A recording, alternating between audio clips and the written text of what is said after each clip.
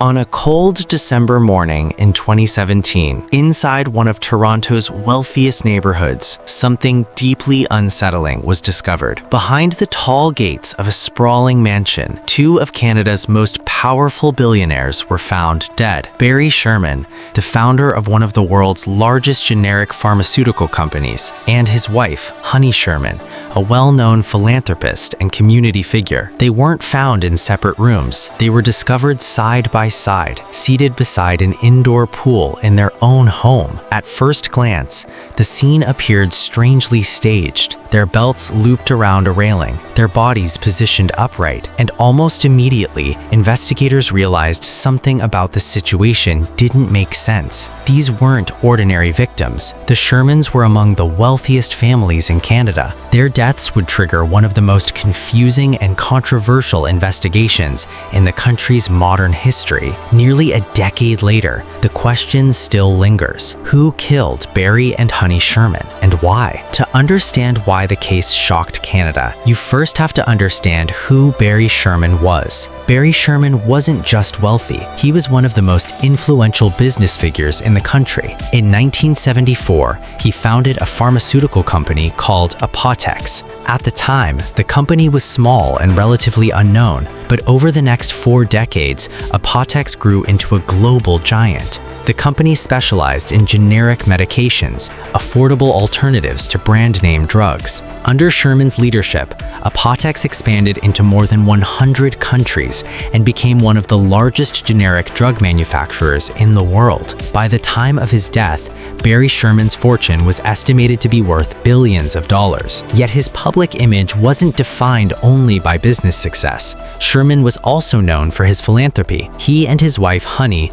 donated millions to hospitals, medical research, and cultural organizations, and international humanitarian causes. Honey Sherman, whose full name was Honey Sherman Nee Berman, was deeply involved in charity work. Friends often described her as energetic, socially active, and deeply committed to community initiatives. She served on the boards of several organizations and played a major role in fundraising efforts across Toronto. Together, Barry and Honey were a fixture of Canada's philanthropic world. They hosted charity events, supported medical research, and maintained strong ties within the city's business and social circles. By outward appearances, the Shermans represented extraordinary success.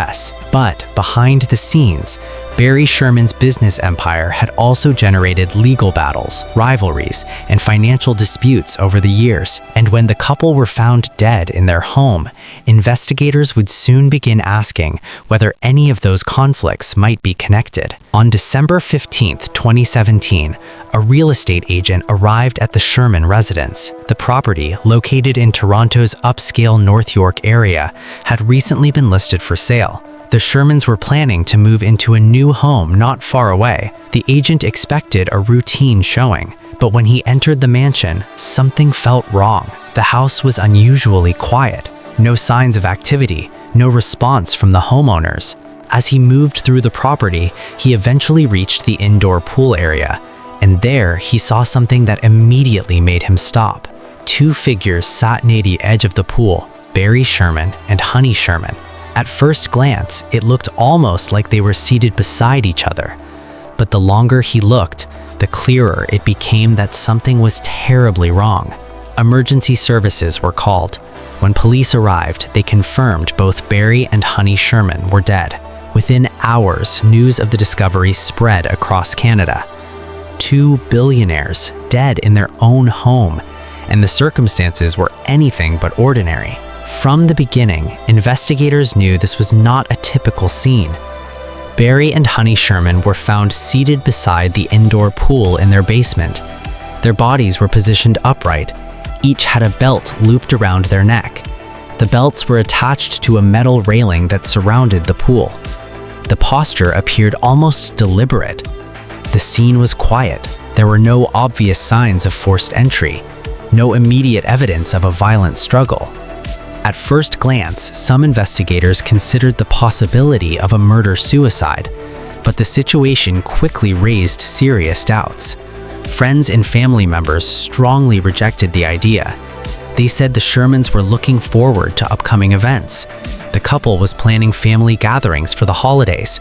Their children and grandchildren were an active part of their lives, and nothing in their recent behavior suggested such a tragic outcome.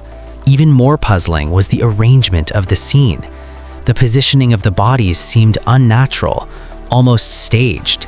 As investigators examined the environment, questions began piling up.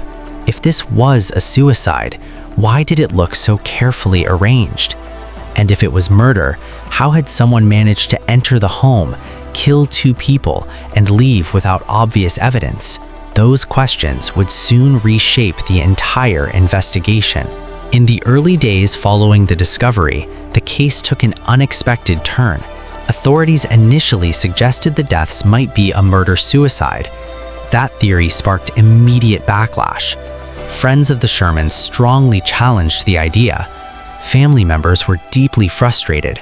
Many believed investigators were jumping to conclusions before the evidence had been fully examined. The Sherman family even hired a private team of forensic experts to independently review the case. Their findings raised further doubts about the initial theory. Within weeks, pressure began mounting on investigators to reconsider their conclusions. Then, about a month after the deaths, Toronto police made a major announcement. They now believed Barry and Honey Sherman had both been victims of homicide. 2 victims, no suspects publicly identified, and a crime scene that continued to defy simple explanations. The investigation had effectively restarted from scratch. But valuable time had already passed, and some critics argued the early assumptions may have complicated the search for answers. The deaths of Barry and Honey Sherman quickly became one of the most talked about mysteries in Canada. News outlets across the country covered the story daily. International media began paying attention. The circumstances seemed almost surreal. 2 billionaires found dead inside their own home. No obvious suspects, no clear motive, and a crime scene that investigators themselves struggled to explain. The Shermans were not private figures living quietly out of the spotlight. Their business influence, philanthropy, and social connections meant their deaths resonated across multiple communities. Politicians offered condolences. Charitable organizations mourned the loss of 2 major supporters. Business leaders expressed shock. But as days turned into weeks and weeks turned into months, the absence of answers began to dominate the public conversation. Who would want to harm the Shermans? And how did such a crime occur in one of the wealthiest neighborhoods in the country? The mystery deepened as investigators quietly pursued leads while revealing very little publicly. When a case remains unsolved, speculation inevitably grows. And the Sherman case produced many theories. Some focused on Barry Sherman's business dealings. Apotex had been involved in numerous legal battles with larger pharmaceutical companies over the years. The global drug industry is highly competitive, and Sherman had built a reputation as a relentless competitor. But no public evidence has ever confirmed that business rivals were connected to the deaths. Another area of attention involved personal disputes. Over the years, Barry Sherman had been involved in various lawsuits, including legal conflicts with extended family members related to inheritance and business matters. Investigators examined these disputes carefully, but again, no clear connection to the crime has ever been publicly confirmed. Some observers speculated about the possibility of a targeted attack by someone familiar with the couple. Others considered whether the perpetrator may have known knowledge of the house or the Shermans' routines. Yet one particularly puzzling element was security.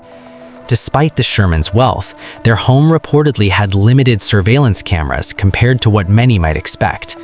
That absence of footage complicated efforts to reconstruct what happened inside the house. Yet none of these theories have produced a definitive explanation. Years later, the central question remains unanswered. As investigators reviewed evidence from the scene, several details stood out. First, the way the bodies were positioned. Some observers noted similarities between the scene and a sculpture located near the Shermans' home, one depicting two figures seated beside a pool. Whether that resemblance was intentional or coincidence has never been confirmed. Another detail involved the timeline. Investigators believe the Shermans were killed sometime between the evening of December 13th and the morning of December 15th. That leaves many hours unaccounted for. Security cameras from nearby homes captured footage of a mysterious figure walking along the sidewalk not far from the Sherman property around the time investigators believe the crime occurred. The individual's identity has never been publicly confirmed. The video shows the person moving calmly through the area. The figure's posture and movement have been widely analyzed, but the footage alone has never been enough to identify the person with certainty. Investigators have described that individual as a potential suspect, yet even that clue has not led to a resolution. And that's part of what makes the case so perplexing. There are fragments of evidence, pieces of a puzzle, but the full picture remains incomplete. For the Sherman family, the loss was devastating. Barry and Honey Sherman left behind 4 children and several grandchildren. In the months following the deaths, the family made it clear they wanted answers. They publicly challenged the early conclusions of the investigation. They hired private investigators and forensic specialists, and in 2018, the Sherman family announced a reward of up to $10 million for information leading to an arrest and conviction. It was one of the largest private rewards ever offered in Canada. The hope was that someone, somewhere, might have information that could finally break the case open. Family members also spoke about the legacy Barry and Honey left behind. Their charitable contributions had supported hospitals, medical research, and countless community organizations. For those who knew them personally, the mystery surrounding their deaths made the tragedy even harder to process, because without answers, closure becomes difficult. And in this case, the questions remain. Years have now passed since the deaths of Barry and Honey Sherman. The investigation remains active. Toronto police continue to review evidence, analyze new information, and pursue leads. From time to time, investigators release small updates, but no arrests have been made. No suspects have been publicly charged, and the case remains officially unsolved. True crime researchers, journalists, and investigators have continued to study the mystery. Podcasts, documentaries, and books have examined the evidence from every possible angle, yet the central puzzle remains intact. 2 billionaires found dead in their own home in a scene that investigators themselves described as unusual, without a clear explanation of how or why it happened. Some mysteries fade from public memory over time. Others refuse to disappear. The deaths of Barry and Honey Sherman fall into the second category. Nearly a decade later, the questions remain as powerful as ever. Who entered the Sherman mansion that night? What was the motive? And how did a crime involving 2 of Canada's most prominent figures occur without a clear trail of answers? For investigators, the case is unfinished. For the Sherman family, the search for justice continues. And for those who follow the story, the mystery remains one of the most puzzling unsolved cases in Canadian history. Somewhere, the truth exists, but until it's revealed, the deaths of Barry and Honey Sherman remain a question that still makes no sense.